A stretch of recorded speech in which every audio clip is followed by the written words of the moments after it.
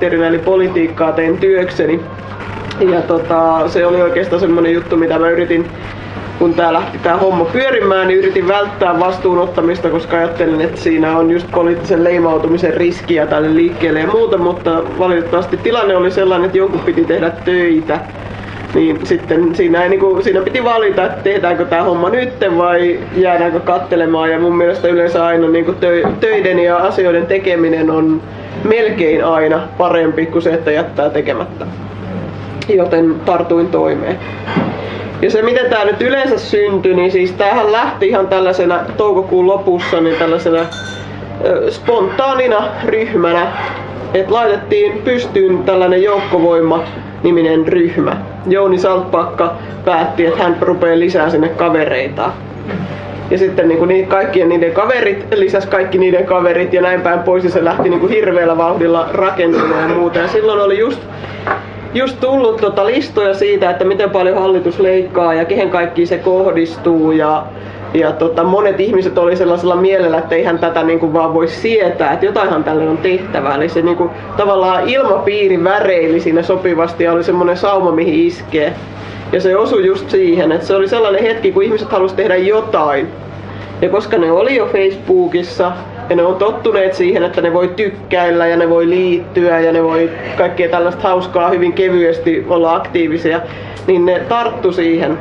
Että tässä on se juttu ja ne halusi tulla mukaan. Ja se alkoi kasvaa se ryhmä. Ja ihan ensimmäinen kokous, mikä pidettiin Rakennusliiton tiloissa, niin ei oikeastaan vielä ollut mitenkään edes Joukkovoiman sinänsä. Siinä puhuttiin siitä, että pitäisikö meidän tehdä jotain ja muuta ja käytiin yleisempää keskustelua yhteiskunnallisista aiheista ja näin. Mutta sitten kuitenkin nopeasti päädyttiin siihen, että tarvitaan yleiskokous. Ja yleiskokous luotiin siis sillä ajatuksella, että se on sellainen paikka, joka kutsutaan koolle, se tiedotetaan julkisesti ja sinne saa tulla ketkä haluaa. Et siinä ei oikeastaan ollut mitään sen kummempaa rajaamista, vaan että kerrottiin missä se on, koska se on ja tulkaa mukaan. Ja se oli ennen juhannusta. Se päätettiin pitää sille hyvissä jo ennen juhannusta sen takia, jotta sillä juhannusviikolla vielä saatiin asioita liikkumaan. Kun oli tiedossa, että sen jälkeen sitten Suomi menee heinäkuuksi lomille ja kiinni, niin me haluttiin vielä sitä ennen pitää se kokous, jotta jotain tapahtuu ja asiat alkaa liikkumaan. Ja siellä ensimmäisessä yleiskokouksessa sinne tuli paikalle siis, voi sanoa, että valtava määrä ihmisiä. Siis siellä oli varmaan 450 ja se tila oli pienempi kuin tämä, mikä meillä tässä on, koska sattuneista syistä niin meille varattu isompi tila olikin annettu muille henkilöille käyttöön ja sitten me ahtauduttiin semmoiseen pieneen huoneeseen ja se oli hurjaa, kun sinne vaan tuli lisää ja sitten vaan että tuu nyt istumaan tähän tuolin karmille, että kyllä tähän vielä mahtuu yksi. Siirretään vielä tonne tuolia ja voiko sinne ikkunalaudalle nyt vielä istua ja silti porukkaa oli siellä, yritti tulla sisään. Se oli sille aika hieno hetki, koska kaikki ihmiset oli innostuneita ja jopa ne, jotka oli siellä käytävällä, niin suurin osa niistä jakso jäädä sinne seisomaan ja kuuntelemaan ja osallistumaan keskusteluun, vaikka yleensä tuollaisessa tilanteessa jengi toteaa, että tää on jo täynnä ja mitäs mulla on, miksi mä nyt tänne jäisin. Mutta ne jäi sinne. Ja siellä kokouksessa me lyötiin sitten lukkoon tämä päivämäärä 22.8. Se otettiin siitä, että me tiedettiin, että koska tulee yhteiskuntasopimuksen vastaukset, että Sipilä oli asettanut sen 21. päivän takarajaksi. Et siihen mennessä kaikkien on pakko liittojen sanoa jotain. Ja me järkeiltiin silleen, että se on lauantai, ihmiset pääsee paikalle. Ja sitten toisaalta, että jos liitot on hyväksyneet sen sopimuksen, niin liittojen jäsenet on tosi kiukkuisia siitä, että ne on menneet sen tekemään. Tai sitten jos liitot on sanoutuneet siitä irti, niin sitten porukka lähtee liikkeelle tukemaan sitä liiton lausumaa siitä, että tämä oli huono sopimus, että me hylättiin se. Et joka tapauksessa niin se on hyvä taitekohta. Päätettiin siitä ajasta, päätettiin paikat ja suunnilleen se reitti ja muutamia tällaisia. Eli silloin siinä vaiheessa, siinä kokouksessa lyötiin se paketti silleen kasaan, että sitten me vaan ruvettiin toteuttaa sitä. Ja yksi oleellinen asia, mitä siellä tapahtui siinä kokouksessa, oli se, että me käytiin keskustelua siitä joukkovoimaliikkeen ajatuksesta ja ideasta. Eli että mikä on se juttu, mitä me nyt ihan tarkkaan ottaen ruvetaan tekemään. Mitä me halutaan tehdä ja miten me halutaan se tehdä. Ja aika tärkeä oli se, että sitä varten oli alun perin itse asiassa tehty hyvin yksityiskohtainen tällainen lista vaatimuksista, joissa oli paljon asioita, jotka sinänsä niin kuin äkkiseltään kuulostaa tosi hyviltä. Esimerkiksi niin kuin, jos ajatellaan vaikka nyt kansalaispalkkaa, niin sehän oli sinne niin kuin ehdotuksena laitettu. Kaikkihan haluaa kansalaispalkkaa, mutta kun kysymys ei ole ollenkaan näin yksinkertainen, vaan siitä, että miten kansalaispalkka toteutetaan, miksi sitä nimitetään, mitkä sen ehdot on, miten sitä rajataan ja muuta, niin siitä tulee loputon suo. Ja kun näitä sitten oli useampia tällaisia kysymyksiä, joista sinänsä kaikki on silleen, että ihan jees, mutta sitten joku haluaa viedä sitä toiseen suuntaan ja toinen toiseen, niin lopulta päästiin siihen, että me haluttiin luoda sellaiset hyvin avoimet teesit, jossa on laajoja yleisiä vaatimuksia, jotta niihin pystyy mahdollisimman suuri määrä joukko ihmisiä tulemaan mukaan. Ja tässä niin kun itse pidin esimerkiksi sellaisen puheenvuoron siitä, että mun mielestä aina niin kun yksi liike, jota mä oon hyvin paljon ihaillut ja seurannut että niiden toimintaa, niin on zapatistien Chiapasissa, Meksikossa käymä taistelu ja se, miten ne ovat yhdistäneet siellä voimia ja miten ne on tehneet sen. Ja se on nimenomaan se, että on iso sateenvarjo, epämääräisempi sateenvarjo, jossa on ne asiat, mitkä jaetaan, mistä ollaan samaa mieltä. Mutta sen sateenvarjon alle pääsee kaikki ne, jotka jakaa ne muutamat siellä ylhäällä olevat ajatukset.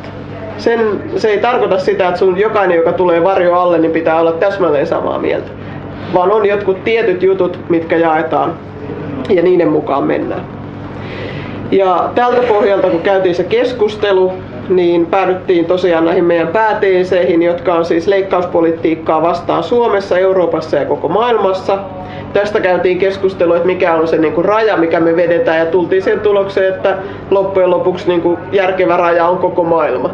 Koska vedetään me sen raja minne tahansa, niin aina tulee, että miksi me ei mennä sen yli. Niin otetaan kaikki mukaan. Plus, että sitä kautta päästään osaksi kansainvälistä liikettä ja olemaan osa sitä. Sitten tämä riittävä toimeentulo kaikille. Se oli osittain niin kuin se, mitä sitten päädyttiin siitä, kun mietittiin, että just joku kansalaispalkka tai sen määritteleminen tai muu, niin se on liian vaativa juttu. Niin lähdettiin siitä, että kukaan ei ole eri mieltä siitä, etteikö ihmisillä kuuluisi olla riittävä toimeentulo, jolla tulee toimeen ja pärjää. Että se oli niin kuin hyvin tämmöinen universaali ja yhdistävä ajatus. Ja sitten tämä ihmis- ja perusoikeudet kaikille. Eli tämä oli semmoinen, joka haluttiin tänne mukaan esimerkiksi just näiden rasistien pitämiseksi ulkona. Se on niin kuin sen takia erittäin tärkeä. Ja sitten toisaalta niin tässä myös otettiin mukaan esimerkiksi niin kuin sairaaloissa vanhusten hoito ja kaikki tällainen, miten ihmisiä voidaan kohdella. Niin meidän vaatimuksena on se, että ihmisillä on aina luovuttamaton ihmisoikeus. Ne on ihmisiä sen takia, että ne ovat ihmisiä. Toki niin kuin spesismiin voidaan sitten tässä lähteä hyvin pitkä keskustelu käyntiin, mutta joka tapauksessa me lähdetään siitä, että ketään ihmistä ei voida asettaa niin kuin vähempiarvoiseksi, eikä pitää varsinkaan niin kuin oikeistolta on usein kuultu ihmisroskina tai turhina tai muuten rasitteena yhteiskunnalle. Niin ei voida ajatella. Ja näillä kolmella luotiin pohja sille, että mihin tämä liike lähtee etenemään, mihin suuntaan ja ketä siihen tulee mukaan, koska onhan näistä niin kuin leikkauspolitiikan vastustaminen, se rajaa ulos oikeistoa ja niitä, jotka niin kuin oikeasti on uskoneet sen, että mitään muuta vaihtoehtoa ei ole kuin leikata budjetista. Ja riittävä toimeentulo kaikille, no se rajaa pois taas kerran oikeistoa, eli niitä, jotka ajattelee, että jokainen on oma onnensa seppä. Sellainen porukka joutuu jäämään pois. Ja sitten tosiaan esimerkiksi nämä rasistit tai sitten niinku tämmöiset rankat miesasiamiehet tai muut poikkeusyksilöt, niin ei pysty hyväksyä sitä, että kaikilla ihmisillä on yhteiset ja luovuttamattomat ihmisoikeudet. Eli sen lisäksi, että me päätettiin, että ketkä voi tulla sen alle, niin me myös siinä samalla luotiin se, että ketkä jää sinne ulkopuolelle. Niin kuin tuossa edellisessä alustuksessa käytiin tätä hieman läpi, niin tämä oli käytännössä se, miten se tapahtui joukkovoimassa. Ja sitten yksi iso keskustelu, joka käytiin ensimmäisen kerran jo tässä ensimmäisessä kokouksessa ja jota on jatkettu paljon sen jälkeenkin useissa kokouksissa ja on kyseenalaistettu ja perusteltu uudelleen ja uudelleen, oli se, että vaikka tunnukset sallittiin ja oltiin sitä mieltä, että tunnuksia saa tuoda ja niitä saa näyttää, niin päätettiin rajata poliittiset tunnukset ulos. Ja alun perin tämä oli siis varsinkin anarkistien hyvin niin kuin jyrkkä, että jos poliittiset tunnukset tulee sisään, niin he lähtee ulos. Se oli tämmöinen joko tai. Ja puoluepoliittisia. Niin, nimenomaan. Joo. Niin, kyllä anarkistitkin on hyvin poliittinen ryhmä nimenomaan. Kyllä. Joo. Nimenomaan, mutta siis tästä käytiin hyvin pitkää keskustelua nimenomaan juuri näillä argumenteilla siitä, että mikä on poliittista, miten se poliittinen rajataan, ketkä ovat poliittisia, mikä henkilö on poliittinen ja millä tavalla ja mikä niistä on niin kuin sopivaa tuoda tänne mukaan. Ja todellakin niin kuin se lopullinen rajaus oli sit se, että nimenomaan puolueiden tunnuksia rekisteröityjen tai rekisteröitymässä olevien puolueiden tunnuksia päätettiin välttää. Ja tästähän tuli sitten pitkä keskustelu siitä, että onhan ne anarkistit ja ne saa tuoda sinne mustan lipun ja miksei sitten joku saa tuoda jotain muuta ja näin. Mutta mun mielestä se oli loppujen lopuksi äärimmäisen hyvä ratkaisu. Siitä tuli valitusta, koska monet sitten varsinkin näiden parlamentaaristen puolueiden edustajat oli sitä mieltä, että miten voi mennä tuommoiseen mukaan, jos sinne ei saa tuoda sitä omaa rakasta lippua.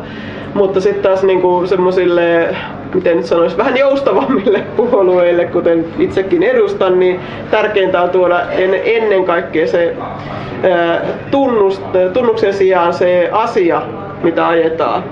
Ja kun oli niitä asioita ja on niitä asioita, joita ajetaan, niin silloin se ei haittaa. Otetaan se banderolli, jossa ei lue puolueen nimeä, mutta jossa on hyvä vaatimus ja ulkoilutetaan se.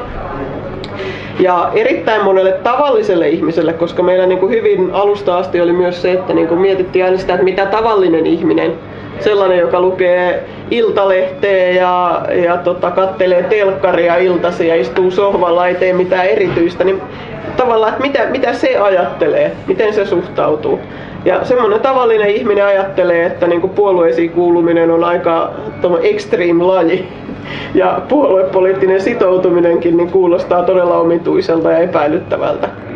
Ja mun mielestä itse asiassa se oli kaikkein merkittävintä juuri tältä kantilta ajateltuna, koska siis juuri ne tavalliset ihmiset eivät halunneet lähteä minkään puolueen marssille, vaan ne halusivat, että se on puolueeton, että siellä ei sitten niin kuin joudu yhtäkkiä demarileiriin. Esimerkiksi, mikä olisi ollut mahdollista, jos ne poliittiset tunnukset olisi sallittu, jolloin siinä olisi voinut tulla tällaisia lippulinnoja pilvin pimein. Sitten semmoinen yleinen linjaus, joka oli mun mielestä erittäin tärkeä ja esiin nostettava, oli myös se, että tietenkin niin kun, nämä tämmöiset yksittäisten asioiden ympärille syntyneet liikkeet, mitä on ollut mielenosoituksia monta tänä keväänä ja aikaisemminkin, joissa on selkeä yksittäinen teema, niin siinä aika usein ja helposti tulee sellainen tavalla, että jos eläkeläiset marssii, niin ne on vain eläkeläisten takia. Ja että niitä ei sitten niin paljon kiinnosta se, että jos kouluista leikataan vaikka, kun se ei ole eläkeläisten asia. Niin sellainen, mikä tuli täällä alusta asti ja edelleenkin lukea niin kuin meidän teeseissä ja noissa teksteissä on se, että me haluttiin nimenomaan köyhien vastakkainasettelu pois. Et ehdottomasti, ja se on, niin kuin siitä on pidetty yhtä tarkasti kiinni kuin rasismin torjumisesta, että kukaan ei ala sanomaan, että niin kuin meillä on nyt asiat niin huonosti, että kyllä me voitaisiin ottaa noilta, kun niillä ei ole niin huonosti. Niin siihen ei mennä. Siis kerta kaikkiaan se vihelletään heti poikki. Köyhien täytyy olla solidaarisia ja samalla puolella ja pitää sitä rintamaa kasassa. Mitään muuta vaihtoehtoa ei ole. Se on aina lopun alku välittömästi, jos ruvetaan siihen, että jonkun asiat ei ole riittävän huonosti. Ja sellainen pitää torpata heti alkuun. Ja sitten yksi oleellinen juttu oli myös se, että tämä joukkovoima on nimenomaan verkosto. Et jos ajatellaan kaikkia niin kuin toimintaa 2000-luvulla, miten ne on rakentuneet, niin se tyypillinen tapa on se, että ne muodostuu verkostoissa. Eli että sinne tulee niitä yhdistyksiä ja säätiöitä ja ryhmiä ja vaikka mitä hiippakuntia mukaan. Ja ne kaikki ovat ikään kuin samalla viivalla yhteisesti ja niitä ei niinku aseteta mihinkään hirmu hierarkiseen järjestelmään, vaan ne ovat siellä keskenään keskustelemassa ja sen yhteisen keskustelun kautta luodaan sitä toimintaa. Ja se myös tuo sellaisen tilanteen, jossa ei ole pakko, niin kuin yhdistysmuodossa esimerkiksi on, valitaan ensimmäisenä puheenjohtaja ja varapuheenjohtaja ja sihteeri ja joku. Ja kun mukana on iso joukko järjestöjä, niin sitähän tulee hirveä riita ensimmäisenä, että kuka saa olla se puheenjohtaja. Se vaan ei toimi. Ja sen takia on todella hienoa, että tämä on pysynyt tämmöisenä verkostona, jossa niin kuin voidaan väljelmin toimia. Ja se myös luo paineita siihen, että se konsensus on ihan oikeasti saavutettava ja keskustelua on käytävä niin pitkälle, että pystytään saamaan se konsensus. Kukaan ei voi jyrätä sen takia, että sillä on joku asema. Toki niin kuin on myös kokousteknisesti ja noin niin kuin retorisesti mahdollista niin kuin kuljettaa vaikka kuinka iso joukko, sehän on aina mahdollista. Mutta se kertoo enemmänkin ehkä sitten paikallaolijoiden omasta niin kuin valmiudesta lähteä sellaiseen keskusteluun, jos on vietävissä. Ja sitten monet on varmaan niin kuin huomanneet, että niin kuin lehdistössäkin oli rankasti, että anarkistit ja kommunistit tässä niin kuin rellestivät ja olivat pahoin. Simo tuo minua naurattaa takarivissä. Ja aktiivisia. Se on itse asiassa totta. Siis anarkistit ja kommunistit oli silloin kesällä just ennen lomia. Ne oli ne tyypit, jotka oli sitä mieltä, että okei, että kun me lähdetään kun tämä homma pitää tehdä ja jonkun on se tehtävä tai se ei tapahdu, niin me ollaan valmiita lähtemään tekemään sitä, vaikka olisikin kesäloma ja vaikka olisi kivaa lähteä jonnekin muualle. Kun sitten taas esimerkiksi nämä perinteiset apparaatit, niin kuin AY-liike ja muut, niin nehän laittoi luukun kiinni. Niin kuin AY-puolelta sä et saa ketään kiinni juhannuksen jälkeen. Joskus elokuun puolivälissä ne kömpii takas työpaikalle.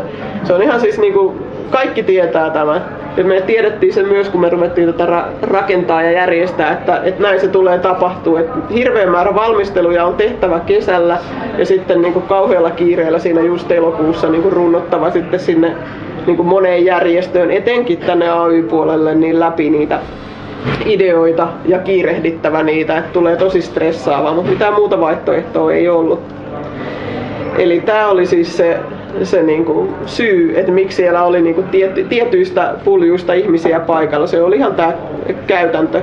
Ja sitten taas toisaalta niinku, toki olisi varmaan ollut sellaisia yksittäisiä ihmisiä, jotka olisi lähteneet tähän mukaan, mutta sitten kun tätä piti ihan oikeasti organisoida eri puolilla maata, eri tahoilla, saada siihen sellaisia tyyppejä, jotka tekee jotain ja osaa tehdä, niin ei siis sellaista niin kuin organisointitaitoista porukkaakaan nyt ihan pilvin pimein maailmassa ole. Et se oli myös toinen, että se oli niin kuin, tuli sieltä kautta. Mutta missään vaiheessa niin ei kumpikaan, ei anarkistit eikä me kommunistit, niin yritetty sitä sinänsä ottaa niin kuin haltuun tai estää toisten puheenvuoroja tai tulemista, vaan kaikki nämä kokoukset, kaikki päätökset ja muut on tehty konsensuksella ja keskustellen. Et missään vaiheessa ei ole niin kuin lähdetty siitä, että te olette vääriä, menkää ulos. Sillä periaatteella ei ole ketään suljettu ulos. Ja sitten on aika jännää, että vaikka tässä niin kuin siis todella tekijäporukassa oli vahvasti anarkisteja ja kommunisteja, niin silti tämä mielenosoituksen teemat ja henki ja tämä idea ei ollut mitenkään, niin kuin voisi sanoa, äärilaitaa. Vaan alusta asti tosiaan pyrittiin siihen, että tämä vasemmistopopulistinen mielenosoitus. Ja mun mielestä se onnistui aika hyvin. Ja se on niinku osoitus siitä, että mukana olleet tahot ymmärsi aika hyvin, mitä ollaan tekemässä ja ketä sinne halutaan saada. Koska siis se rakennettiin vasemmistopopulistiseksi ihan tieten tahtoen. Ja pyrittiin myös siihen, että tällä rajauksella niin mieluummin suljetaan enemmän ihmisiä sisään kuin ulos. Koska se myös oli riskinä, että oltaisiin niin lähdetty linjaamaan liian tiukasti jotain asioita ja silleen, että sitten ihmiset vaan ei voi tulla mukaan. Niin sitä pyrittiin välttämään mieluummin silleen, että meille mahtuu melkein kaikki. Joo. Ja sitten mitä me käytännössä tehtiin, niin työryhmien ja tämän verkoston avulla edettiin. Eli työryhmät päätettiin ihan sen mukaan, että itse esimerkiksi toimin ohjelmatyöryhmässä, niin silloin meidän tehtävä ja nakki oli se, että meidän piti miettiä, että miten me siellä Helsingissä toteutetaan se, että kun täältä maakunnasta ja joka puolelta tulee tuhansia ihmisiä, niin minne ne menee, mitä ne tekee, miten ne organisoidaan siellä, mitä tapahtuu, missä on mitä ohjelmaa ja miettiä se koko juttu. Koska siis niinku, aika monella ihmisellä tuntuu olevan sellainen ajatus, että mielenosoitus tapahtuu silleen, että jossain vaan on niinku sanottu, että jengi menee tonne ja sitten ne vaan niinku marssii ja sitten ne vaan niinku on tehneet mielenosoituksen. Ja voin kertoa, että se on hieman mutkikkaampaa kuin tämmöinen itse organisoituva juttu. Ja niin. Sitten me vaan painettiin ihan hulluna duunia koko kesä. Siellä Helsingin päässä, alueilla, paikallisesti ihmiset lähti tosi hyvin niin kirjoittamaan ja ottaa yhteyttä mediaan. Ja me oltiin koko ajan näkyvillä, jatkuvasti tuli niitä juttuja jostain maakunnasta ja Ylekin lähti lopulta mukaan ja kaikki muut siis liikkumaan. Eli me saatiin sellainen jonkinnäköinen lumipallo pyörimään, joka kasvatti itseensä. Kun me oltiin näkyvillä, niin sitten saatiin lisää näkyvyyttä. Et meidän tiedotusryhmä onnistui myös erinomaisesti tässä tehtävässä. Ja nyt itse asiassa tässä vaiheessa niin saavumme siihen päivään 22.8. Niin mä haluaisin nyt pitää sellaisen, laitaas käsiä ylös, kuinka moni oli paikalla Helsingissä, nyt mä näen pahus melkein kaikki. Mä ajattelin, että taisi olla vähän vähemmän, niin tää olisi onnistunut, mutta otetaan silti tällainen kierros, koska se on hauskaa. Eli jokainen kertoo jonkun hienon jutun, mikä siellä tapahtui, mikä oli semmonen niin kuin just, että voi vitsi. Mä vaikka aloitan tästä esimerkkinä. Eli mä olin siellä odottamassa Kaisaniemessä siinä Ida Alberin patsaan vieressä. Mä en tiennyt, että se on Ida Alberi, mutta onneksi joku sitten kertoi mulle sen infokylttini vieressä siellä. Sitten tuli tää Hesarin toimittaja. Ja se kyseli niin kuin silleen just, että se oli siis jotain puolta tuntia ennen tilaisuuden alkua. Että niin, että onhan täällä nyt jo näkyy joitain ihmisiä. Paljonko odotat, että tänne tulee paikalle, että tuleekohan tänne ketään? Ja sitten mä niin tietenkin vastaan siihen silleen kauhean diplomaattisesti, että niin no, että tilaisuus alkaa vasta virallisesti puolen tunnin päästä ja helsinkiläiset tietenkin tulevat paikalle vasta niin varttitapahtuma niin virallisen alkamisen jälkeen ja myöhässä ja muuta, että kyllä tässä nyt edellytyksiä on ja keli on mitä parhain ja tunnelma hyvä. No, sit se lähti siitä ja lähti kiertämään siellä ja teki sitä juttua. Ja sitten meni se tunti ja se puisto oli ihan täynnä. Ja siinä niinku just se, että kun huidot joka suuntaan ja ohjaat ihmisiä oikeisiin blokkeihin ja että menkää te tonne ja mahtuuko sinne enää edes väkeä ja hirveä massa. Niin sitten tää Risto Mykkänen tulee sit kävelee ohi ja sitten mä huusin vaan sille, että no, onks vielä vähän väkeä? Ja sitten se oli niinku katso mua silleen vähän pöllämystyneenä silleen, että mitä täällä tapahtuu, ja sanoi, ei ole. Ja sitten se meni ja teki hyvän videon, jonka voitte katsoa tosiaan Hesari TV:stä. Niin, no siis se mun perspektiivi siinä nyt oli ylipäänsä se ehkä musiikki ja se ohjelmapuoli. Mutta eihän pitkään aikaa ole, en tiedä onko koskaan nähnyt itse Suomessa mielenosoituksissa, että ei ole pelkästään yksi soundiauto, mikä menee siellä letkan mukana, vaan 2 eri soundiautoa, mistä soitetaan musaa ja sit huudatettiin jengiä sieltä. Et se oli niinku mulle hieno kokemus siinä mielessä. Ja sitten tietysti mikä oli todella helmeä, niin Simon Pirkanmaan tervehdys. Ehkä paras puhe koko miekkarissa, mun mielestä.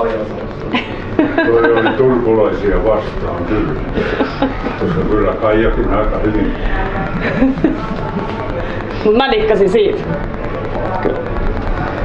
Kuka haluaa kertoa seuraavan muistikuvan? Tää on hyvä aloitus muuten. Mä aloitan aina puheen tällä tavalla. Niin siinä olikohan se katu sitten Aleksanterin katu, jota marssittiin ja se letka pysähtyi siinä Nordean konttorin kohdalla ja mä näin ilmielävän katkeran näköisen porvarin, kun Ben Zyskowicz käveli mun edestäni sen letkan jälkeen. Ottiko peniä päähän? Peniä. Hiukan näytti vähän siltä. Finistä tuntui pahalta. Toi Markku oli mun vieressä, niin kannettiin yhdessä banderollia. Sitten kaapannut sen siihen banderolliin, eli paketoissa. Sattumalta siinä justiin sen kohdalla oli joku iskulause, niin mä vaan väänsin sen siinä sillai kyllä vähän tuhmasti, että perkelee porvari, kun pen meni mun edestä, tai meidän edestä siitä. En tiedä, oliko se korrektia vai ei. Saanko seuraavaksi sanoa? Ei ollut ja hyvä niin. Saat se varmaan sanoa. No minusta hienoa oli se, että me pysähdyttiin, mikähän katu se oli, Kaisaniemi vai Unionin katu?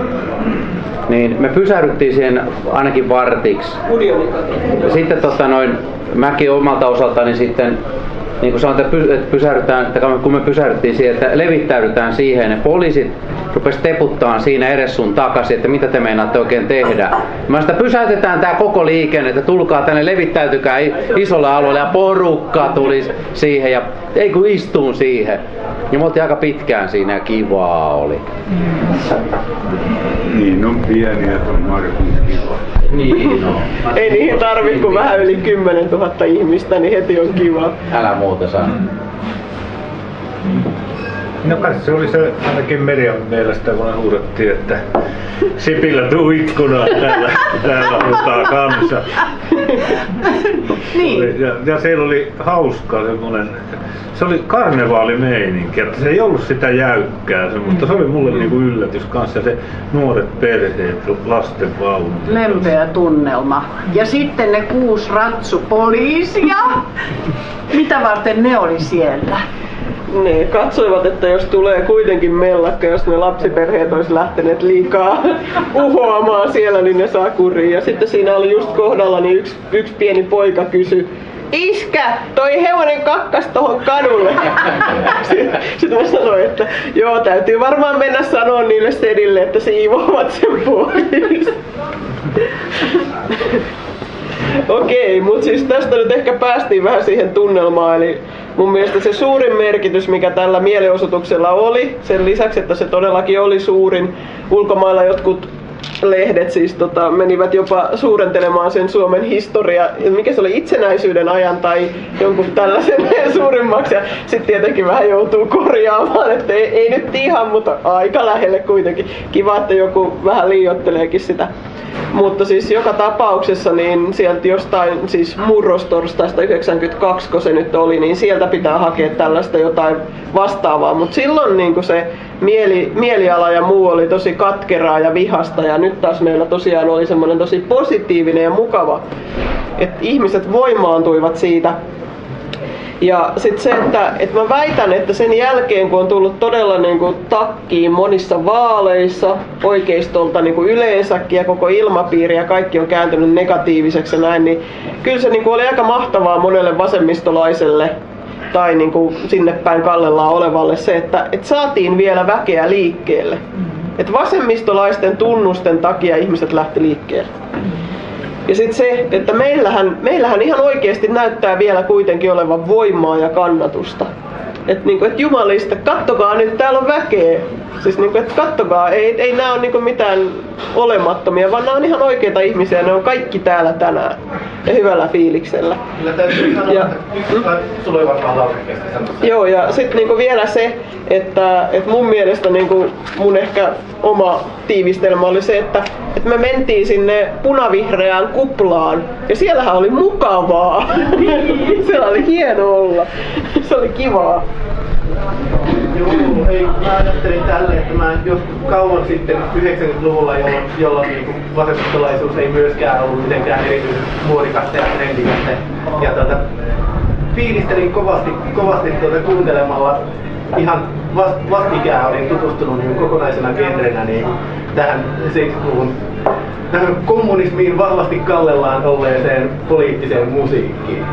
Niin vähän oli tietenkin sellainen fiilis silloin, että olisi kyllä aika jees, jos olisi joskus vielä jotain tämmöistä meininkiä. Niin nyt sitten olla tuolla, että kun me istahdetaan siihen pitkälle sillalle ja mä yhtäkkiä hyristän korviani, että tuolla tuossa 10 metrin päässä porukka laulaa oikein täysin palkein kuorossa, kenen joukossa seisot. Ja mä lähdin siihen mukaan, niin se oli kyllä aivan ehdottomasti se kaikkein tiivein tiivistymä, mikä siinä kulkujen aikana oli, vaikka se muutenkin oli ihan loistavaa meininkiä. Koko sen ajan. Se oli just niinku mieletöntä, että niinku, vaikka siellä oli siis mun arvion mukaan siellä oli joku yli 10 000, 12 000, siis mä oon nyt, että jos niinku toi unelma sanoo, että niillä oli 10 000 ja mä tiedän miten se laskettiin, koska meidän turvallisuudesta vastasi sama henkilö kuin unelmassakin ja me ollaan käyty tästä palautekeskustelua ja muuta. Niin ne otti siis unelmamielenosoituksesta ylhäältä kuvan, jotta siis voi niinku laskea ihan siis, joka jaksaa, niin siitä sitten niinku päitä niinku silleen rajaamaan ja massaa näin ja katsoa, että miten se tapahtuu, että paljonko tulee.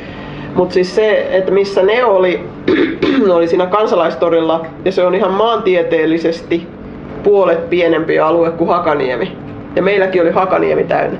Seuraava mielenosoitus kun tehdään, niin meidän täytyy sinne Liittojen taloon saada ylös joku ihminen, joka ottaa ylhäältä kuvan, jotta me voidaan tehdä sama ja laskea, ettei tule sitä, että oliko siellä nyt 5000 ihmistä, koska ei ollut. Siellä oli paljon enemmän kuin 5000. Minkä takia siitä näytettiin poliisin toimesta, että siellä oli vaan 5000?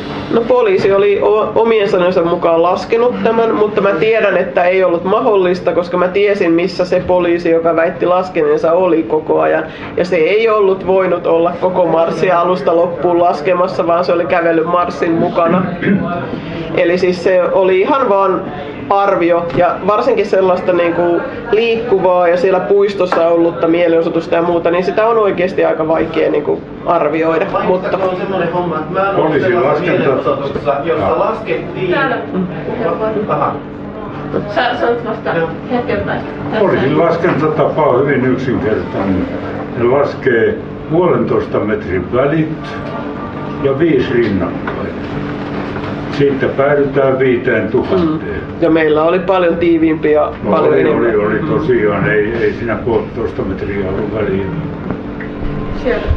No niin, mulla on tapana aina palata täältä Hekumasta maanpinnalle, niin mitäs sitten nyt? Onko tarkoitus nyt pohtia sitä, että mitä tästä opittiin ja mitä tästä tulevaisuudessa tehdään, että kun tämä liike tulee kasvamaan ja laajentuu, meidät joudutaan ottaa vakavasti, meitä haastatellaan, meiltä kysytään, miten me siihen reagoidaan, miten me pystytään vastaamaan, koska meille tullaan väittämään, että te vain vastustatte. Mitä te esitätte? Te esitätte leikkauspolitiikan vastaisia, mutta miten te sen hoidatte tai näitä? Et meidän täytyy siihen keskittyä ja sitten toisaalta taas, onko teidän mielestä järkevää, että me käännettäisiin sitä positiivista, niin kuin sä sanoit, että me vastustetaan. Se on negatiivinen sana ja se ihmisille tulee semmoinen tunne, että eihän ne mitään muuta tee kuin ne vastustaa. Mutta että jos me lähdetään uudella, että vaikka me puolustamme hyvinvointia tai jotenkin tällä lailla lähdetään kääntämään sitä, niin mä haluaisin näistä keskustella, että tuodaan näitä esille, että mitä mieltä te olette, että miten tästä nyt jatketaan sitten tosiaan ja kehitetään sitä, että meillä on sitten Pirkanmaalla, Helsingissä, Tampereella, kun me kokoonnutaan, Aamulehti tulee lyö mikin suuhun. Mä muistan, kun Aapolle tuli heti siellä Yleisradion toimittaja, mä jutuin Aapon kanssa, niin sanoi, että hän oli aivan äimänä. Hän ei osannut vastata oikein mitään sille, kun ne tulee niinku puun takaa. Vaikka me tässä keskustellaan, puhutaan, me tiedetään kaikkia näitä, mutta kun meille lyödään mikki tuohon eteen, niin se tulee semmoinen paniikki, että vaikka kuinka, niin että me ruvetaan tekemään sitä, että me osataan sitten siellä muut esiintyä. Ei muuta. Lopetitko sä muuten jo Tiina? No en itse asiassa, mä oon menossa vähän tohon, mikä tosta oli jo tulossa, mutta jos siellä oli vielä jotain... Itse asiassa 3 muuta puheenvuoroa. Joo, mä voin kirjoitella tänne ylös. Niin ihan tähän, että tämä virkavalta, mitä poliisikin edustaa, niin on tätä osa kapitalistista järjestelmää.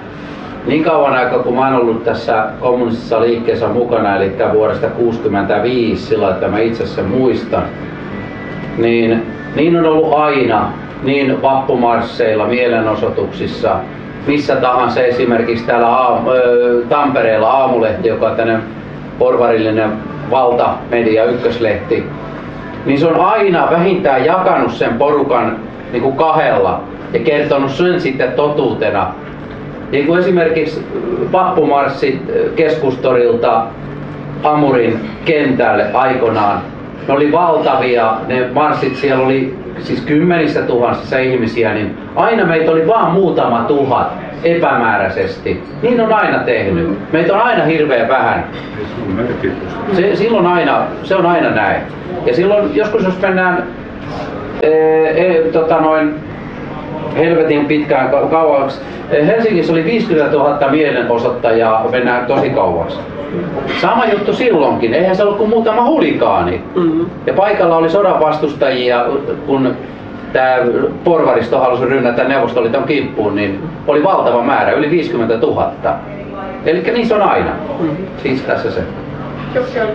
No, mä puolittain jo sanoin asiaa, se on puolittain sekin sisältö ollut jo tässä, mutta on ollut mukana joskus pienessä mielenosoituksessa, jonka osaottajien lukumäärä laskettiin viimeistä henkeä myöten, että meitä oli noin 240 henkeä. Ja seuraavana päivänä saatiin lehdistä lukea, että noin 100 ihmistä marssi. Tämä on se, se mittasuhde, miten meidän kannattaa näihin lukemiin suhtautua. Ja mulla on myös sellainen hyvin vahva käsitys siitä, että mitä vasemmistolaisempi tapahtuma, sitä enemmän alakanttia arvioidaan poliisin ja valtamedian suunnalla tämä ulkoväen.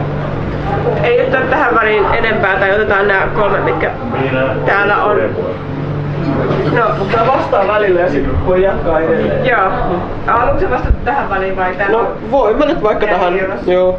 Elikkä siis mun mielestä siis, jos puhutaan nyt siitä, että miten me argumentoidaan, niin mun mielestä siis on ihan täysin niinku riittävää siis kansalaisten, sen sohvalla istuvan televisiota katsovan ihmisen näkökulmasta, niin on ihan täysin riittävää, että se sanoo, että ei käy. Että mä vastustan. Mun mielestä sellaista ihmistä ei tarvi, niin sen ei tarvi, jos se on sitä mieltä, että ei, niin se riittää. Poliitikon pitää pystyä ja sellaisen, joka lähtee sitten niinku viemään tavallaan johonkin suuntaan ja muuta, niin sen pitää pystyä perustelemaan ja kertomaan, että minkä takia ja miksi. Mutta ihan tavallisen ihmisen, joka osallistuu mielenosoitukseen, niin sen ei tarvitse tietää mitään muuta kuin, että se ei tykkää tästä asiasta ja piste. Se riittää.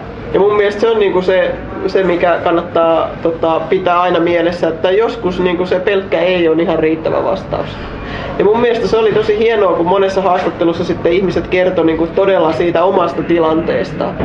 Koska sitä ei myöskään voi ohittaa, kun sä kerrot, että mä oon nyt ollut niinku omaishoitajana 20 vuotta. Ja niinku kertoo sit siitä, että miten rahat ei riitä ja miten ei ole lomapäiviä ja muuta, niin ei sitä voi kukaan ohittaa. Se on semmoinen argumentti, että siitä ei ohi pääse, kun ihminen kertoo. Tai just tää niinku Helsingin Sanomia, että tää herra, jonka nimeä mä en muista, jota kysytään, että miltä tuntuu nyt täällä, se alkaa itkeä. Että kun ihmisillä on hätä, niin siis vaikka se ei kerro siinä, että mielestäni leikkauspolitiikkaa tulee ratkaista sillä tavalla, että korotamme sitä ja tätä veroa tai teemme tämän ja tuon muutoksen. Se ei osaa kertoa sitä, mutta se viesti tulee silti 100 kertaa paremmin läpi sieltä telkkarista, kun se nähdään, kun se ihminen puhkee itkemään sitä, että ihmisillä on hätä. Ei tarkoittanut ihan sitäkään, tarkoitin vaan, että kun joudutaan mediaan, vaikka A-tolkkiin tai studioon tai muuta, niiden ihmisten, jotka sitten... Ei kun sitten kun me pääsemme sinne, niin emme ole vielä päässeet niin pitkälle. Niin, mutta ihan sekin totta. On huomioitu. Kyllä.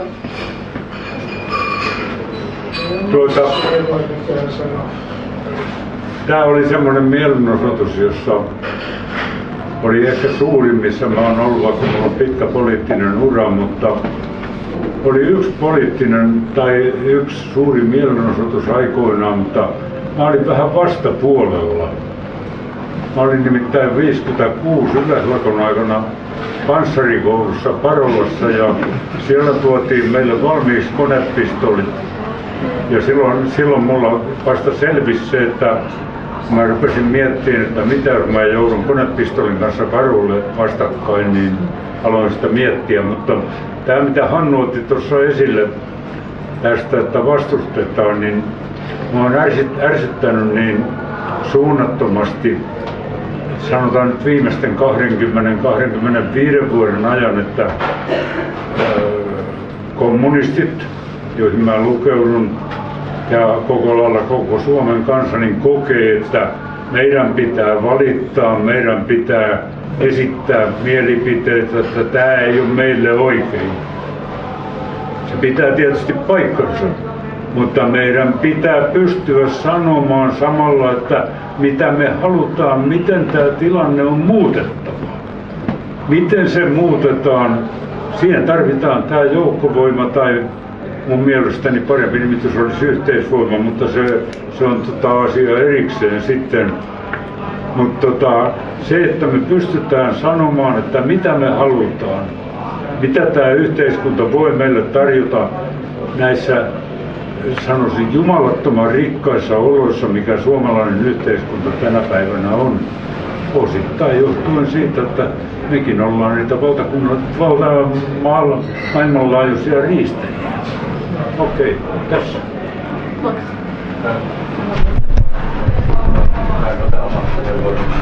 Elikkä muutama kommentti vai? Ja sitten yksi kysymys. Mä voin yrittää puhua kovemmin, mutta mä en välttämättä pysty siihen. Eli ensinnäkin näistä poliiseista ja lehdistössä ja tämmöistä, niin ei ne silleen typeryyttään niin aliarvioi tai tämmöistä, vaan ne on luokkapolitiikalta meidän vihollisia. Ja vihollisuudesta ei oikein pääse mihinkään. Moni silleen sanoo mulle, että ei puhuta vihollisista, se on vastakkainasettelua, kun ne on meidän vihollisia hyvänen aika. Ei kannata sulkea silmiä siltä.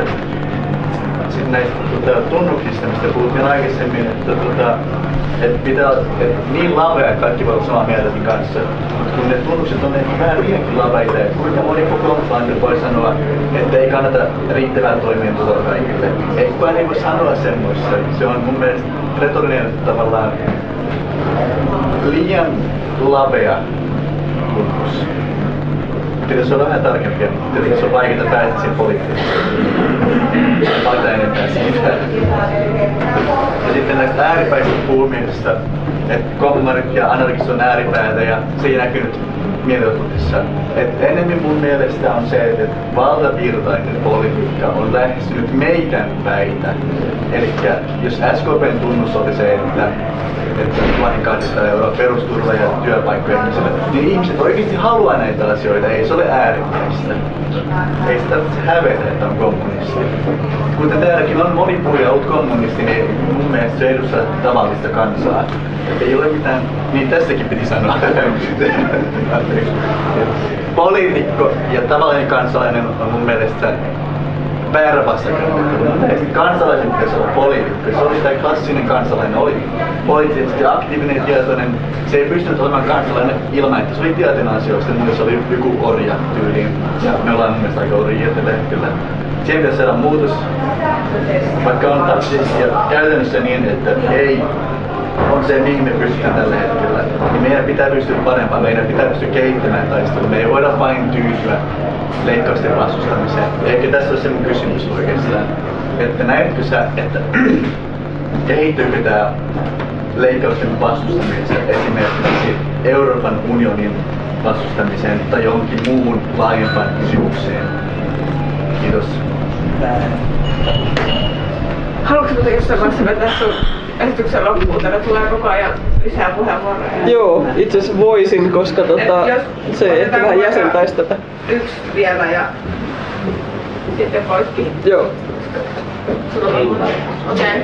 No pidetään vähän välissä. Niin. Eli siis se mihin oli menossa, kun keskustelu riistäytyi käsistä, mikä on aina hyvä merkki, niin oli se seuraava kysymys, eli mitä sitten? Koska siis niinku tai tavallaan että aika moni ihminen ajatteli, että mun mielestä oli vähän niinku just tää synnyttäminen on tässä aika hyvä metafora tai ja käytännön esimerkki. Olen sen 2 kertaa tehnyt, niin tiedän mistä puhun. Eli siis se, että kun se lapsi hiljalleen siinä kasvaa, niin ensimmäisellä kertaa varsinkin, kun ne on kokematon, niin sitä kuvittelee, että okei, että se, niin se suuri maali on toi, että pääsee sinne synnytyslaitokselle ja sitten niin pusertaa se ulos ja se on ihan kamalaa, mutta sitten se on ohi. Ja sitten kun sä menet sinne toisen kerran siihen samaan helkkarin tilanteeseen ja sitten kirjoit ittees siitä, että kuinka pitää olla niin saakelin tyhmä, että hankkiutuu sinne toiseen kertaan, että miten voi unohtaa, että miten niin kettumainen kokemus se on. Mutta silloin sä tiedät sen, että okei, että siinä on se yksi rypistys välissä, mutta sitten sen jälkeen pitää tehdä ihan hemmetisti duunia edelleen. Ja niin kuin mä väitän, että tää on yksi juttu, mikä tulee siis siitä, että kun on kokeillut näitä tarpeeksi monta kertaa, niin sitten tietää tämän. Ja meillä oli siis paljon sellaisia ihmisiä, jotka ikään kuin ajatteli, että meillä on se suuri mielenosoitus ja se on niinku se maali, mihin me mennään. Sitten kun me ollaan siellä ja siellä on paljon väkeä, niin sitten se on niinku voitto. Mutta niinku ainakin itselleni ja aika monelle muullekin oli selvää, että se ei ole loppu, vaan siitä aloitetaan joukkovoima. Et se on se, mistä se alkaa, se ei lopu siihen. Tämä niinku kannattaa pitää koko ajan mielessä. Ja nyt sitten, että ollaan siinä tilanteessa, että se suuri mielenosoitus meni. Se oli kaikilla mittareilla aivan loistava. Siis jopa media ja muut alkoi keskustella meistä kansana. Koska olette viimeksi nähneet mielenosoituksista puhuttavaa, että siellä kansa sanoo jotain? Ne on aina olleet vastustajia, ne on aina olleet jotain provokaattoreita ja epämääräisiä huligaaneja ja ties mitä viherituhippejä. Mutta koskaan ei ole puhuttu kansasta. Ja nyt oli otsikoita, joissa sanottiin, että kansa sanoi ja teki jotain. Se on mun mielestä äärettömän merkittävää ja se on sellainen muutos, joka oli hämmentävää suorastaan, että tällaista pystyi tapahtumaan. Ja nyt siis meidän täytyy jatkaa tätä juttua eteenpäin, miettiä just sitä, että mitä tapahtuu seuraavaksi. Ja mun mielestä tämä on hegemoniataistelua. Tämä on just sitä. Eli nyt on sellainen tilanne ja käännekohta, jossa on mahdollista kääntää tämä todella pitkään jatkunut oikeistolainen vyörytys ja puhe ja ajattelutapa ja kaikki, niin nyt on sellaista rakoilua olemassa ja meidän pitäisi pystyä siihen iskemään ja laajentamaan sitä punavihreää kuplaa koko Suomen yli ja vielä siitä eteenpäin. Siis että nyt me voidaan tehdä se, nyt on sellaista liikehdintää, kapinaa, muuta, sitä kuplia on olemassa tässä ajassa ja meidän täytyy hyödyntää sitä. Ja nyt on jo puhuttu tästä budjettiriihijutuista. Ja siitä en malta olla vielä tähän loppuun sanomatta yhtä juttua ennen kuin sit voidaan ruveta keskustelemaan siitä, että mitä sitten. Että perjantaina, kun me ollaan siis tekemässä meidän ihmistarhaa sinne Säätytalon eteen. Ja Säätytalossa on budjettiriihi pidetty niin kauan kuin mä muistan. Siis mä oon ollut järjestämässä sinne mielenosoitusta vuodesta 2006. Ja sitä ennenkin jo tiesin, että tällaista tapahtuu ja se on aina siellä Säätytalolla. Ja kun mä oon sitä kysynyt, niin kukaan ei muista, että missä se sitä ennen tavattiin pitää. Että siitä on kuitenkin kymmeniä vuosia, kun on jossain muualla pidetty budjettiriihti. Niin nyt perjantaina poliisia on paljon haukuttu, mutta sain puhelinsoiton nimenomaan poliisilta, joka ilmoitti, että te ette varmaan ole tästä tietoisia, mutta että poliisille on tullut ilmoitus, että budjettiriihtä ei pidetä Säätytalolla tänään. Ja sitä asiaa yritetty tänään vahvistaa. Valtiovarainministeriön tiedottaja ei suostu kertomaan toimittajille, missä budjettiriihi on. Ei kiellä, ei myönnä, mutta ei kerro. Eli väittäisin, että me ollaan jonkinnäköinen pieni paine jonnekin saatu aikaa ja nyt ne yrittää miettiä, että kumpi näyttää pahemmalta. Tai että otetaanko me se mielenosoitus siihen eteen, jossa on potentiaalisesti kuitenkin aika paljon enemmän ihmisiä kuin tavallisesti ja niillä on vielä hyvät häkit, joissa on ihmisiä, joihin ne säästöt kohdistuu ja joita on todella vaikea dissata ja mennä siitä ohi. Tai lähteekö ne karkuun sinne jonnekin kesärantaan, jossa ne on sitten kyllä muurien takana turvassa, mutta ne tietää, että me tullaan lällättämään niiden perään, että ne lähti karkuun. Saa nähdä. En tiedä vielä. Huomenna ehkä selviää, mihin tämä kääntyy. Mutta me joka tapauksessa ollaan siis siellä pitämässä meidän ihmistarhaa. Tähän päätän ja voidaan jatkaa keskustelua liikkeen suunnasta.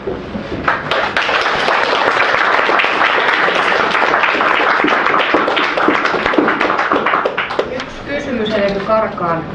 Haasteena olisi, miten tähän saadaan kristillissosialistit mukaan. Koska silloin lähtee valtava massa mukaan. Minulla on tähän vastaus, koska tänään on vastauksia ilmassa. Siis meillä on tulossa hyvinvointivaltion hautajaiset. Hautajaiset tullaan toteuttamaan tuossa suunnilleen kuun vaihteessa. Meillä on 2 pappia, ihan oikeita pappia. Missä kaupunki? Täälläkin vai? Helsingissä. Kävellään rautatieasemalta ja yritetään päästä toi ihan kirkkoon sisälle, mutta saa nyt nähdä mitä siellä, niin onko siellä pokkaa niin paljon, mutta siis se on periaatteessa melkein mahdollista. Sinne pitää saada massapappeja ja se on mahdollista. Joo, ja kyllä, ja siis meillä on jo 2 pappia, jotka on niin kuin lähdössä tätä tekemään, eli sikäli niin kuin sanoisin, että siitä se lähtee. Kiitos. Hienoa. Ristolla siunaus. No, Onko mennyt? joo, mä oon ilmeisesti ainoa soraääni koko porukassa, koska mut on painattu siitä. Mä oon niiden painattujen joukossa muun muassa tämän aloittaja Southpackan ja Henry Björklidin tunnetun vasemmistolaisen ja monen muun kanssa. Ja mä oon sen takia painattu sieltä, että mä toin sinne konkreettisia asioita ja sitten mä en niin kuin yhtynyt semmoiseen persuvastaiseen lallatukseen, että ne on rasisteja, koska minun mielestäni on paljon pahempia rasisteja ja paljon arvovaltaisemmilla paikoilla möläytellyt tuo Ylessä ja kaikissa jotain. Ja kyllähän niissä persuissa niitä rasistia on, mutta siitä huolimatta siinä on ollut vähän semmoista, että on tuijotettu tikkua ja sitten jollain semmoisella kannatetulla taholla on ollut tukkipuu silmäkulmassa. Mä palauttaisin tässä nyt, mun mielestä nämä tunnuksetkaan, mä ensinnäkin olen sitä mieltä, että poliittisia ja muita tällaisia konkreettisia asiatunnuksia on sallittava, koska niistä siellä keskustellaan ja sitä hiotaan sitä linjaa siellä paikan päällä, siellä joukkojen keskuudessa, eikä pelkästään toteuteta jotakin orkestraatioa, jossa ei saa sitten yhtään poukata ulkopuolelle. Ja mä palautan mieleen yhden mielestäni epäonnistuneen joukkoliikkeen tai tämmöisen, joka oli vaaleissa, tää Vartiaisen ja Jyrki Kasvi ja muutaman naisen. Siellä taisi olla muun muassa toi Jaana Pelkonen ja tällaisia ja Vatpart ja Hetemäki, mikä hän on. Niin oli tää feministilista. Ja ne esitti semmoisen vaatimuksen, että täytyy Naisasialiitto Unionin vaatimuksesta allekirjoittaa tämmöinen kohta, että näitä kohtia, että se joka ei näitä allekirjoita, niin se ei ole sitten oikein niin kuin demokraatti. Ja ne oli sellaisia kohtia, tätä muun muassa anarkisti Auvinen, mikäs hänen etunimensä? Suvi Auvinen kirjoitti erittäin hyvin tuolla Usarin palstalla, että tässä oli otettu YK:n ihmisoikeuksien julistuksesta lainvoimaisia kohtia ja oikeustieteessä, jotka on sellaisia kohtia, että joku laki, joka ei niitä toteuta, ei edes ole laki.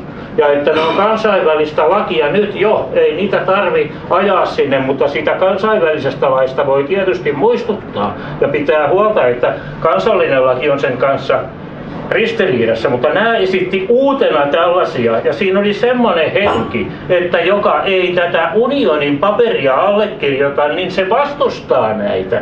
Ja samalla annettiin myös semmoinen kuva Vartiaisen, Jyrki Kasvin, puhtaita haistapaskan tieteilijöitä, gangstereita ja sitten oli tämmöisiä bimboja niin kuin joku Jaana Pelkonen ja Hetemäki, niin näiden toimesta niin annettiin semmoinen kuva, että nämä eivät ole voimassa lain tasolla.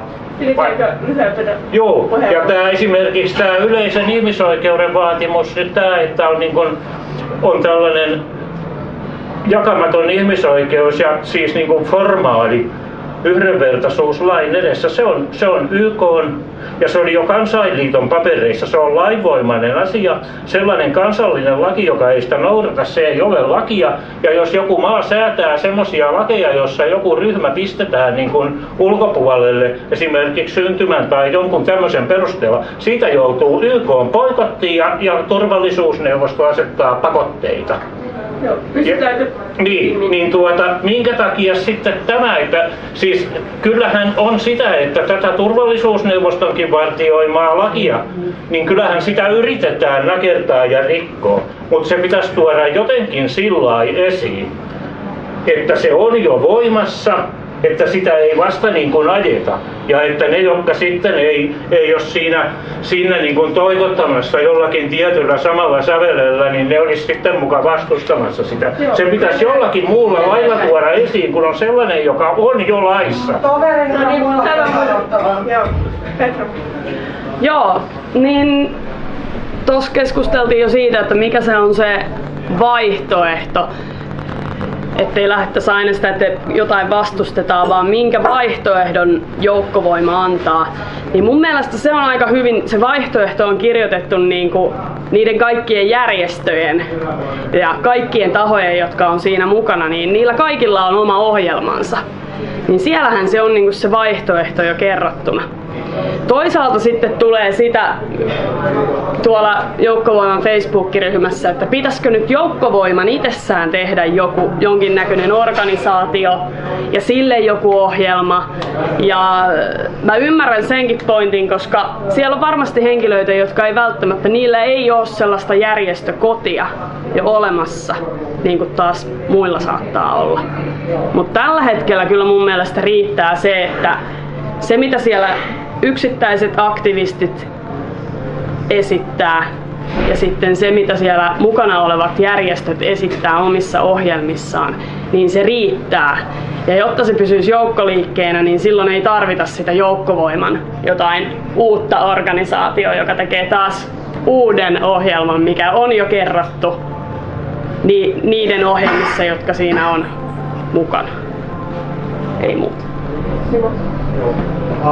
Palatakseni tähän muuten Tiina, mikä jäi mieleen, niin ei oikeastaan mielenosoitus itsestään, vaan sieltä jälkeenpäin se tää kohu hirveiden loukkaantuneiden innovaatioiden puolesta. Se oli kyllä, siitä riitti hulvatonta huvia moneksi päivää. Mutta itse asiassa tähän just Petra juttu, että mikä se vaihtoehto, niin mun mielestä tähän ei pidä missään tapauksessa mennä. Tähän vaihtoehto-hommaan, koska sehän pelaa just tähän, että leikkaukset on tarpeellisia, jos Suomi on kriisissä diskurssiin.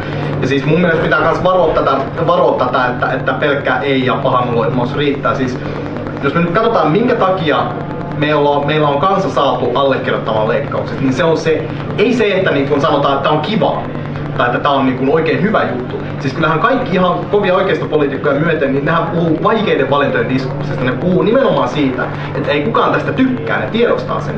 Se mikä on mennyt nyt läpi on se, että ne on mukamas tarpeellisia. Ja se on se, mihin pitää vastata. Ja siis sen takia nimenomaan pitää sanoa, että se viesti pitäisi olla ei, että annetaan olla vaihtoehto, vaan pitää kysytään vaihtoehtoja, niin kielletään se kokonaan. Sanotaan, että ei me anneta mitään vaihtoehtoja. Ei tällä ole mitään perustetta, ei tällä ole tarvetta. Siis me niin kieltäydytään kokonaan tästä keskustelusta, jossa niin tarvitaan joku budjetti vastuu nyt Suomelle ja että tällaisella olisi kova kysyntä. Siis se on se, mikä viesti pitäisi olla.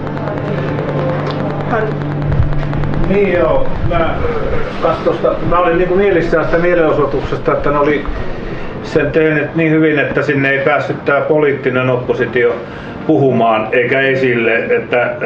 Ja sitten kun me nyt mietitään tätä tulevaa, niin kuin Petra puhui kanssa, että pitäisikö sitä järjestää joukkoliikkeen oma ohjelmat ja muuta, että miten me kuitenkin hyödynnetään sitä, koska poliittinen vasemmisto haluaa kuitenkin tulla siihen mukaan, kun ne näkee, että täällähän on potentiaalia, tai sitten ammattiyhdistysliikkeen, ja että se yhteensovittaminen ja muuta, että siinä meillä on taiteilemista siinä sitten, että koska ne on ihan tärkeää, että ne olisi mukana ja muuta, mutta että ei ne kaappaa niin kuin tavallaan sanotaan. Niin se on keskustelun aihe. Joo, tästä punavihreistä kuplasta. Mä oon hyvin punainen ja hyvin vihreä ja mä myös kirjoitin omasta blogissani, että oltiin kuplassa, mutta ihanasta sellaisesta tai jotain muuta vastaavaa. Mutta mä voin silti sanoa, että tää punavihreän kuplan ideaan mä en kyllä samastu ollenkaan, koska mä voin sanoa, että mä joskus toissa talvena muistaakseni olin käppäilemässä ihan keskenäni Helsingin puukäpylässä ja mulle yhtäkkiä tuli semmonen oivallus, että tämä porukka, joka asuu täällä, on aivan helvetin rikasta, Ja nämä ihmiset äänestää hyvin isolta osin vihreitä ja osa näistä äänestää jopa vasemmistoliittoa. Ja se, että kun puhuttu niin viime vaalien yhteydessä niin tuli tämä punavihreä kupla tällaisena persukäsitteenä nimenomaan, että nämä tietyt ihmiset, jotka ei ymmärrä, että miksi heitä äänestetään niin paljon ja elää siinä punavihreässä kuplassa, niin mä voin kyllä sanoa, että niin jonkin verran siitä keskustelusta, niin vittumaista kuin se onkin, niin on totta. Koska siellä on aika paljon kuitenkin tällaista ympäristössä asuu ihmisiä, jotka elää just sellaista kuplassa, että meillä on tätä varallisuutta todella paljon ja me voidaan sen turvin ja ilman kaikkia näitä tietynlaisia ongelmia luoda semmoinen jotenkin niin kuin pehmeä ja sellainen silkin pehmeä niin punavihreä todellisuus. Ja mä en halua sen kanssa olla kyllä yhtään missään tekemisissä.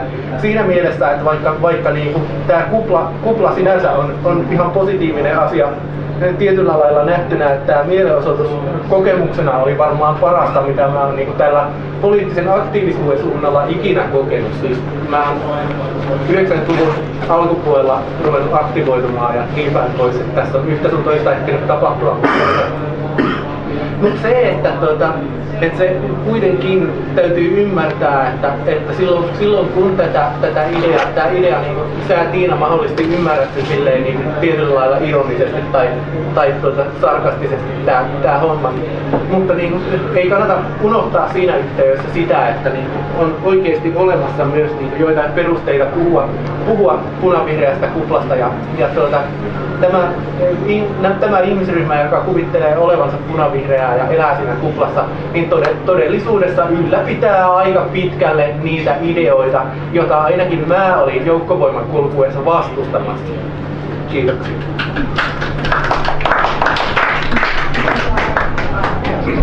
Joo, tuossa oli vähän puhetta siitä, että näitä joukkovoiman 3 päävaatimuksesta tämä ensimmäinen on, ja mikä on myös kaikkein konkreettein vaatimus, eli vaaditaan leikkauspolitiikan pysäyttämistä. Että joku kokee se vähän ongelmalliseksi, että se on negatiivinen tunnus. Mutta olen samalla linjalla Simon kanssa siinä, että mun mielestä se negatiivisuus ei ole tällä hetkellä tämän liikkeen pääasiallinen ongelma. Siis että se päävaatimus on negatiivinen, vaan päällimmäinen ongelma tällä hetkellä niin jatkon kannalta on se, että miten ryhdytään vastustamaan niitä leikkauksia. Koska mun mielestä mielenosoitukset ei vielä ole varsinaista leikkausten vastustamista, vaan se on sitä, millä kerätään sitä joukkoa, mikä ryhtyy vastustaa leikkauksia niin kuin omassa elämänpiirissään, työpaikoillaan, asuinalueillaan, kouluissa ja niin edelleen. Ja tähän liittyen mun mielestä niin kuin tärkein kysymys tällä hetkellä on se, että miten edetään nyt. Siirrytään niin pääkaupungista paikallisiin mielenosoituksiin, mutta miten siirrytään paikallisista mielenosoituksista siihen varsinaiseen vastustamiseen ja vastarintaan, siellä missä ihmiset törmää näihin leikkauksiin ja millä menetelmillä niitä vastustetaan. Haluatko alustajat kommentoida tähän väliin? Joo. Mistä mä aloitan lopusta, eli siis toihan on just puhetta siitä, että käydään taistelua hegemoniasta. Tavallaan siis se, että siinä vaiheessa kun ihmiset ymmärtää sen, että meillä ei ole mitään muuta vaihtoehtoa ja meidän pitää vastustaa näitä, niin ne tekee sen niin kuin kaikilla tasoilla. Eikä ne enää mieti, että kannattaako siihen mennä mukaan, vaan se on niin kuin itsestään selvä juttu. Ihan samalla tavalla kuin nyt viimeisten vaalien jälkeen oli kaikille ihan selvä juttu sanoa, että mutta täytyyhän meidän leikata, meidän täytyy vaan miettiä mistä. Siis se meni niin kuin ihmisille täysin jakeluun ja siitä niin kuin lähdettiin ja nyt meidän haaste on saada se kääntymään toisinpäin. Siis on mietitty jotain tommosia, että yksi idea mikä on nyt noussut keskusteluissa on se, että olisi tämmöistä esimerkiksi jonkinnäköistä teippiä tai semmoista poliisinauhan tyylistä, jossa lukee esimerkiksi, että jotain sen tyylistä, kun että tämä on joukkovoiman suojeluksessa, tästä ei leikata tai jotain tällaista. Iskeviä muotoiluja saa jokainen pohtia paljon ja ehdotella niitä, mutta joka tapauksessa olisi sellainen teippi, jossa niinku viesti on tämä. Ja sitten kun siellä sun omassa lähiössä tai kunnassa tai missä ikinä asuukaan, niin saa tietää, että tämä koulu tässä on jotain sulkee. niin voi se paikallinen pari tyyppiä, jotka on huolestuneita sen koulun kohtalosta ja haluaa liittyä ikään kuin tähän samaan porukkaan ja saada sitä kautta lisää voimaa, niin ne menee ja teippaa jonkun ulko-oven sillä niin kuin 1000 solmua ja sitten kutsuu sinne median paikalle ja ottaa pari kuvaa ja levittää niitä, että joukkovoima niin kuin täällä niin kuin aktivoituu ja me pelastamme tämän koulun. Tämä on meille tärkeä. Siis jotain tämän tyyppisiä juttuja pitää olla, siis sellaisia, missä ihan niin kuin riittää se, että on 1 tai 2 ihmistä, niin ne voi tehdä jonkun tällaisen jutun ja saada sen näkyviin. Jotain tällaisia me tarvitaan ja niitä pitää kehitellä. Punavihreä kupla, siis se on ihan totta, että on sellaisia ihmisiä, jotka niinku, siis että ne identifioituu ja ne ajattelee just olevansa punavihreitä ja että se on jees ja hyvä juttu, se on vähän semmoinen hipsterimeininki, että näitä tehdään sen takia, kun näin kuuluu olla ja hakee imagoa sieltä kautta ja näin. Ja se on totta, että varmaan just jossain Käpylän seutuvilla tällaista saattaa olla paljon. Toki mä myös tunnen myös paljon sellaisia käpyläläisiä, jotka on ihan tosi köyhiä, ettei se niinku ihan mene paikan mukaan. Ja mun mielestä toi on niinku, että siinä on pointtinsa, mutta kyse on myös paljolti siitä, että mikä on se ihmisten niinku poliittisen tietoisuuden taso. Miten paljon, koska sitten kun ne tietää asioista enemmän ja niillä on lisää maailmantuskaa, niin kyllä se kupla puhkee siitä iloisesti, poksahtaa rikki, että niinku sitä kautta tämmönen turha kupla saadaan pois. Mutta mä myös kannatan kuplia, koska se kupla myös kannattelee. Siis tavallaan se, että jos altistaa itsensä ihan liikaa niin kuin kaikille maailman raadollisuuksille ja muille, niin sekään ei ole hyvä. Että semmoinen pieni kupla on ihan, se on noin niin kuin mielenterveydellisesti kiva olla olemassa. Ja sitä voi välillä vähän vahvistaa. Sanotaanko, että se on vähän niin kuin, että se pitää hallinnassa se kupla, mutta sitä voi olla vähän. Ja sitten tämä oppositiopuolueet ja AY-liike, niin se on juuri näin niin kuin sanoit. Että siinä on niinku, se on Pandoran lipas, jota me ei olla vielä oikein avattu, koska siis ei ole ollut ikinä mitään sellaista liikettä Suomessa eikä varmaan maailmallakaan,